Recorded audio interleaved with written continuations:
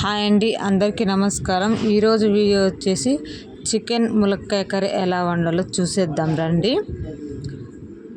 ముందుగా దానికోసం నేను 5 పచ్చిమిర్చి 2 ఉల్లిగడ్డలు కట్ చేసుకున్నానండి.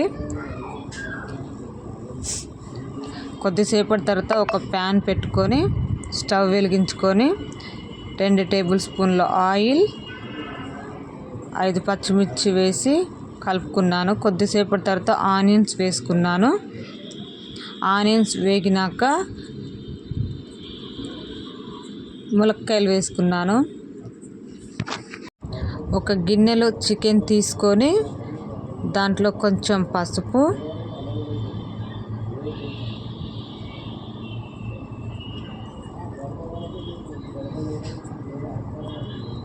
మూడు టేబుల్ స్పూన్ల కారం,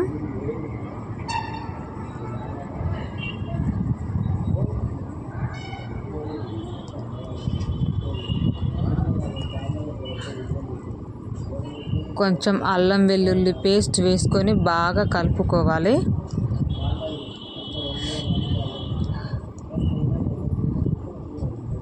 ములక్కాయలు ఉడికిన తర్వాత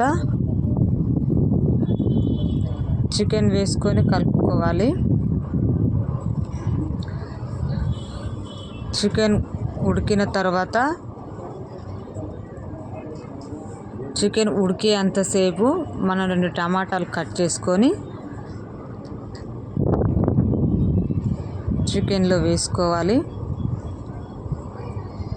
టమాటా ముక్కలు వేసిన తర్వాత 2 టేబుల్ స్పూన్ల సాల్ట్ వేసుకొని కలుపుకోవాలి. టమాటా ముక్కలకు ఉడికినప్పుడు వస్తుంది కదండి సూప్, దాంతో మంచిగా ఉడుకుతుంది చికెన్.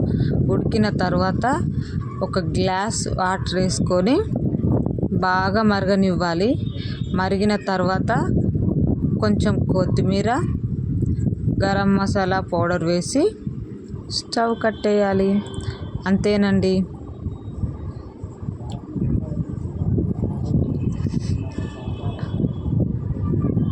చాలా బాగా వచ్చిందండి కర్రీ. ఒకసారి మీరు ట్రై చేయండి.